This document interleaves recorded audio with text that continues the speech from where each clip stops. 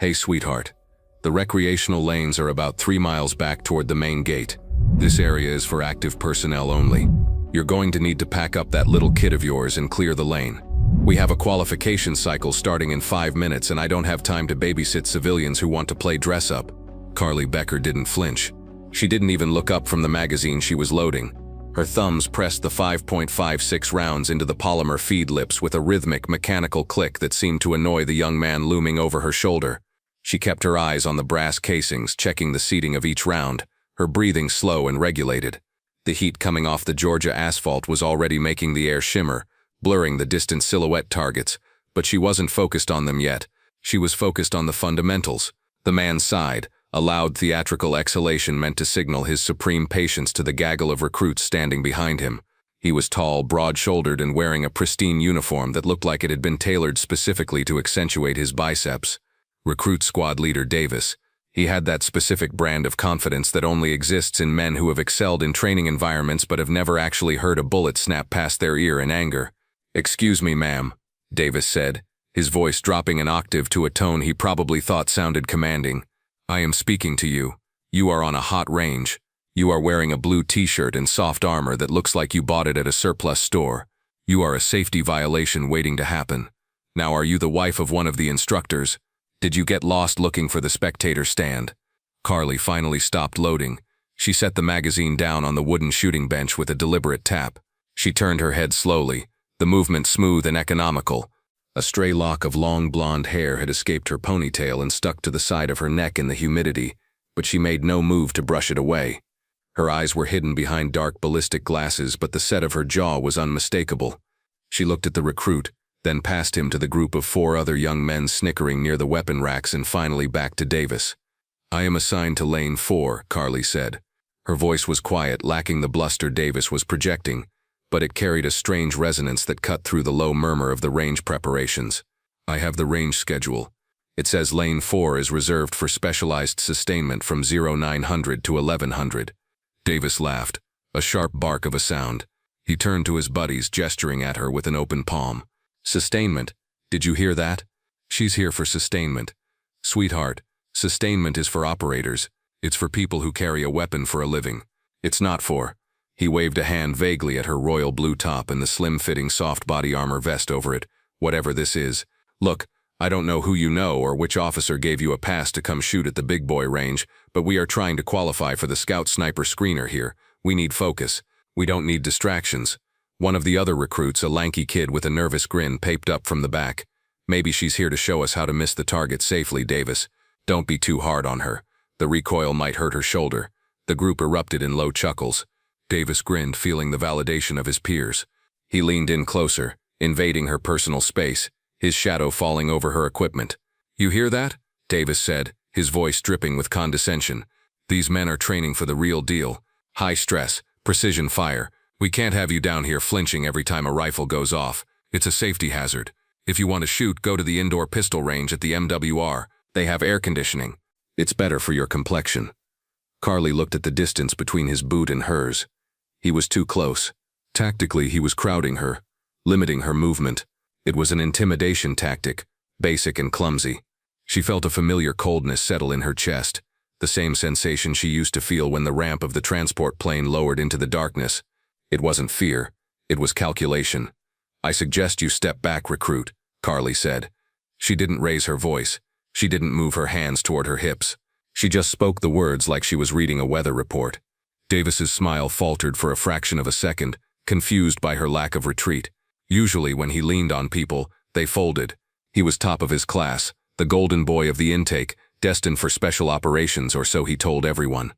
Being told to step back by a woman in a blue t-shirt who looked like a soccer mom on a range day didn't compute. "Or what?" Davis challenged, crossing his thick arms over his chest. "You gonna call your husband? You gonna report me to the MWR manager? Look, lady, I'm trying to save you some embarrassment. This isn't a hobbyist range. We shoot at 600 meters here. Do you even know how far that is? Do you know what windage is? Do you know the ballistics coefficient of the rounds you're holding?" He reached out and picked up the magazine she had just loaded. It was a violation of range etiquette so egregious that the air around the bench seemed to freeze. "You never touch another shooter's gear without permission. Never. That's civilian ammo, isn't it?" Davis sneered, inspecting the rounds. Probably 77 grain. Trying to buy accuracy because you can't shoot? Carly's hand moved. It was a blur too fast for Davis to track. In 1 second, her hand was on the bench. In the next, she had gripped his wrist, not with brute strength but with a precise leverage point that locked his joint.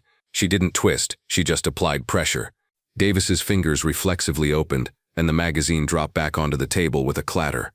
"Don't touch my gear," Carly said. Her tone hadn't changed, but the temperature on the range seemed to drop 10 degrees. Davis yanked his hand back, rubbing his wrist, his face flushing a deep, angry red. The laughter behind him stopped instantly. He had been touched, handled, by a civilian woman in front of his squad. His ego, fragile and inflated, cracked wide open.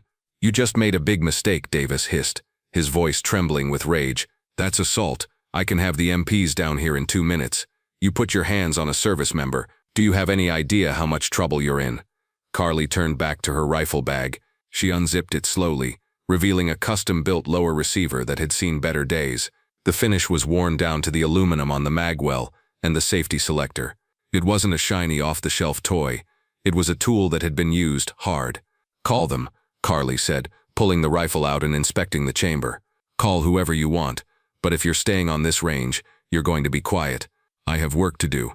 Davis looked around, frantic for a way to regain dominance. He saw the range safety officer's shack about 50 yards away. The RSO, a bored-looking staff sergeant, was reading a magazine, oblivious to the altercation. Davis turned back to Carly, his eyes narrowing. "You think you're tough because you know a little wrist lock?" Davis spat. "You think that makes you a shooter? Fine. You want to stay on lane 4? Stay. But when the RSO comes down here for the safety brief, I'm going to have you removed for aggressive behavior and incompetence. And until then, I'm going to watch you. I'm going to watch every single shot you take, and when you miss, because you will miss, I'm going to laugh you off this base." He turned to his squad. "Form up behind the benches. We're going to watch the lady embarrass herself before the real shooters start." The recruits shuffled nervously. They sensed something was off. The way she stood, the way her gear was worn, the way she hadn't looked at Davis when he was yelling, it didn't fit the profile of a clueless spouse. But Davis was their leader, the alpha of the pack, and momentum was a hard thing to break. They formed a loose semicircle behind lane 4. Arms crossed, smirks returning to their faces as they prepared for the show. Carly ignored them. She pulled a headset from her bag. It wasn't the standard-issue bulky green clamshells the recruits wore. It was a slim, high-end comms headset, battered and taped together on one side with electrical tape. As she slid it over her ears, her fingers brushed the scar tissue behind her left earlobe, a jagged reminder of glass fragmentation from a breach in a province most of these boys couldn't find on a map. Flashback.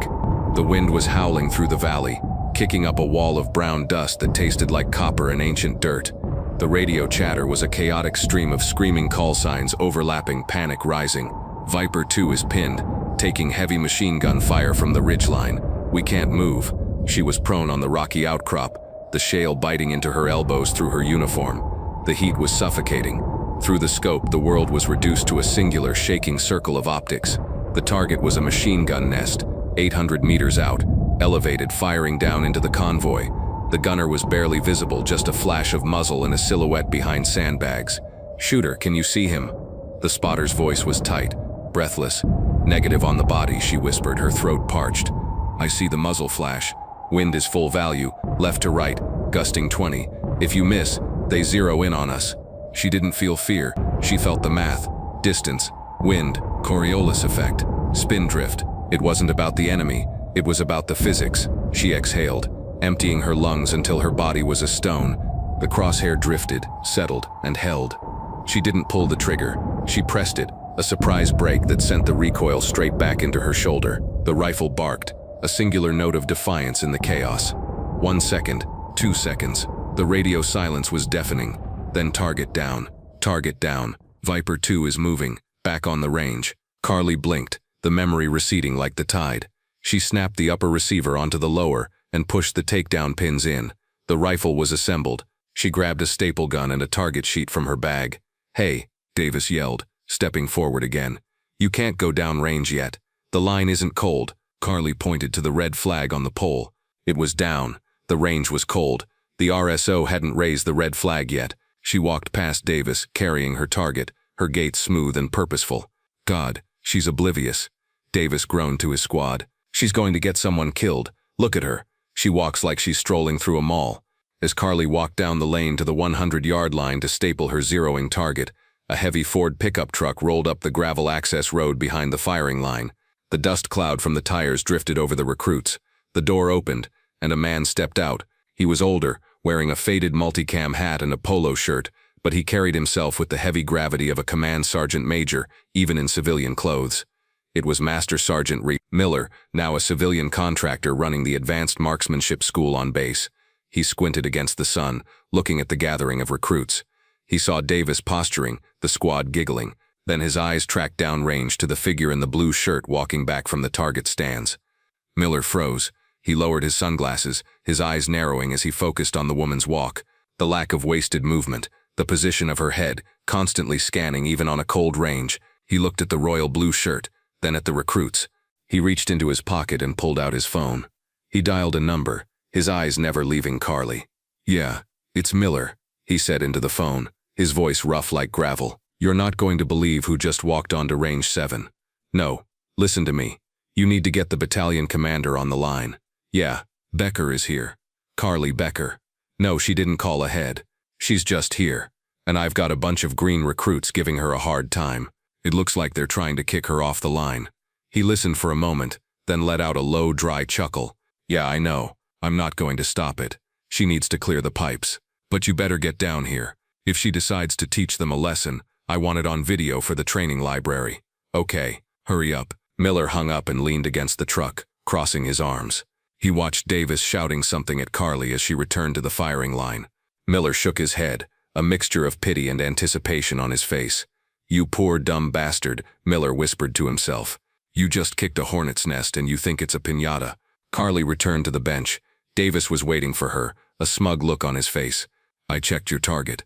Davis lied. "You put it up crooked. Shows a lack of attention to detail. If you can't even staple paper straight, how are you going to hit it?" Carly didn't respond. She sat down at the bench. She didn't use the sandbags provided. She pulled her own shooting bag from her kit, a small, dense bean bag that she wedged under the stock of her rifle. She adjusted her scope, dialing in the parallax.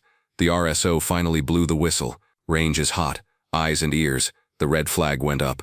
The recruits scrambled for their ear protection, fumbling with their gear.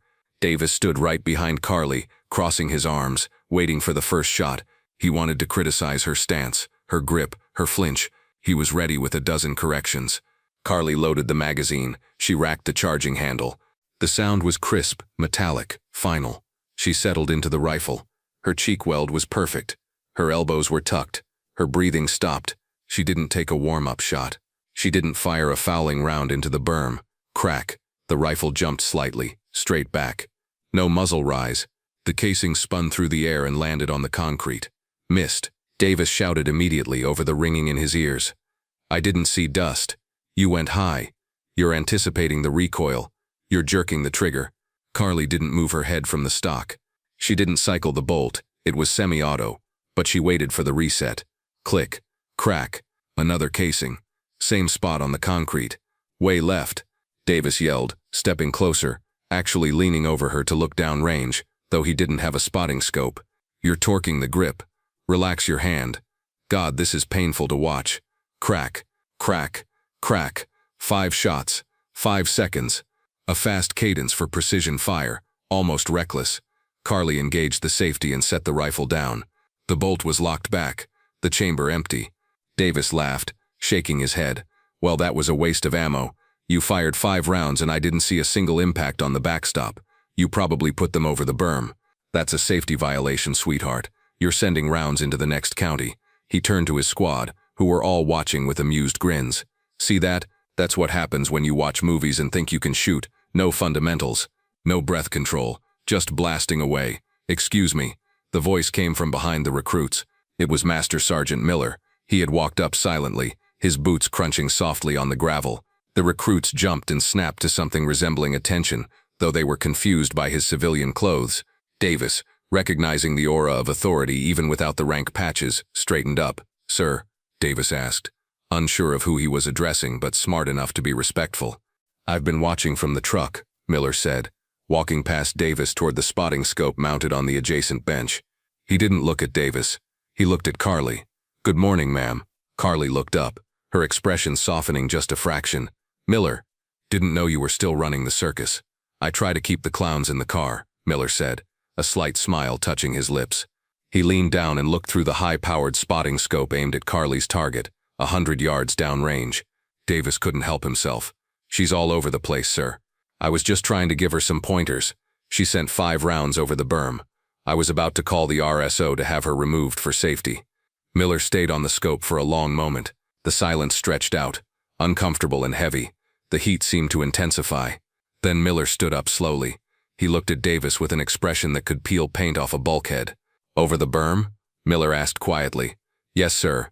No impacts on the dirt. She missed the whole target stand." Miller gestured to the scope. "Take a look, recruit." Davis hesitated, then stepped forward. He bent down and peered through the eyepiece. The magnification brought the paper target right into his face. It was a standard sighting target with a 1-inch red diamond in the center. Davis searched the white paper. It was clean. No holes. He scanned the edges. No holes. He grinned. "Like I said, sir. She missed the Look at the diamond." Miller interrupted, his voice like a whip crack. Davis refocused on the tiny red diamond in the center. At first it looked normal. Then he squinted. The center of the diamond was gone. It wasn't a ragged tear. It was a single, slightly enlarged hole, perfectly round, punching out the exact geometric center of the red ink.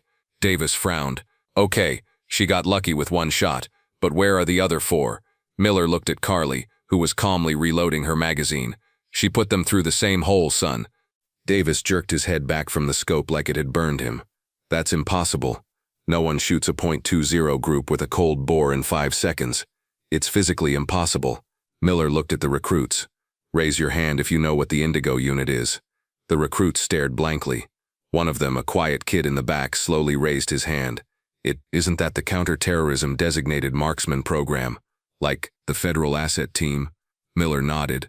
He pointed a thumb at Carly. "That woman isn't a spouse. That is Carly Becker. She was the lead ballistics instructor for the interagency sniper course for 6 years. Before that, she was doing things in the Middle East that are still redacted. She has more confirmed hits at over 1,000 yards than this entire battalion combined." Davis felt the blood drain from his face. He looked at the woman in the blue shirt. She hadn't looked up. She was just checking her windage knob. "And you," Miller continued, his voice dropping to a dangerous growl, "just told her she was jerking the trigger." The silence on the range was total. Even the insects seemed to have stopped buzzing. Davis looked at Carly, then at the target, then at his boots. The magnitude of his arrogance was crashing down on him like a collapsing building. Carly finally turned on her stool. She looked at Davis. Her expression wasn't angry. It was worse. It was disappointed. "You're staring at the target," she said softly. "You're wondering how I did it. You're thinking about the gear. You're thinking about the gender. You're thinking about your ego." She stood up, picking up her rifle. It looked like an extension of her arm. "And that's why you'll miss when it counts. Because while you're worrying about who I am, I'm worrying about the wind." She looked at Miller. "Can I get a cold range, Miller? I need to paste my target. I don't want to waste paper." Miller grinned. "I'll call it in." As Miller walked toward the RSO shack, Davis stood there, frozen. The crowd of other recruits and personnel that had started to gather, drawn by the tension, was now whispering. Phones were coming out. The story was already spreading. The recruit who tried to boot the legend. But Davis wasn't done. His shame was mutating into something defensive, something desperate. He couldn't let it end like this. Not in front of the squad. Not in front of the cameras. "Sir," Davis called out to Miller, but his eyes were on Carly.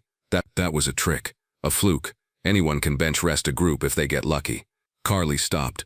She turned back slowly. "A trick," she repeated. "Yeah," Davis said, his voice shaking but loud. "Let's see you do it standing. Offhand. No bag. No bench. If you're really an instructor, show us how to shoot under stress." The crowd gasped. He was doubling down. He was digging the hole deeper. Miller stopped walking. He turned around, his face hardening. "Recruit, you are dismissed. Get off my range." "No," Carly said. Her voice cut through the air. "Let him stay." She looked at Davis, her blue eyes piercing. "You want stress? Fine. We'll do a drill. A standard qualified drill. 500 yards. Steel plate. Standing. "We don't have a 500-yard line here," Davis stammered. "The berm stops at 300.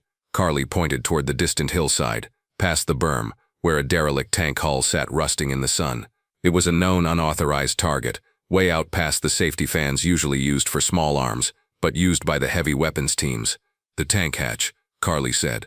It's roughly 18 inches wide. That's a headshot at 600 yards. You can't shoot that, Davis said. It's out of bounds. Carly looked at Miller. Is the range clear behind the hill? Miller hesitated, then checked his watch. Airspace is closed. Heavy impact area is cold. You're good to send it, Carly.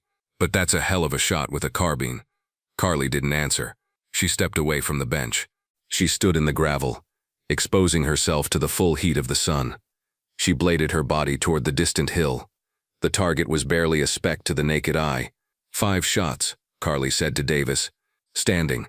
If I miss one, I'll pack up and leave and you can have the lane. If I hit all 5, you give me your eagle, globe, and anchor pin. Davis blinked. He wasn't a Marine yet, he was an Army recruit, but he wore a specific unit crest on his hat that he was proud of. Fine, he said. My unit crest. Against your spot on the range. Deal. Carly shouldered the rifle. She didn't take a long time to settle. Standing shots required timing the body's natural sway. You couldn't hold it steady forever. You had to break the shot as the sight crossed the target. It was a rhythm, a dance.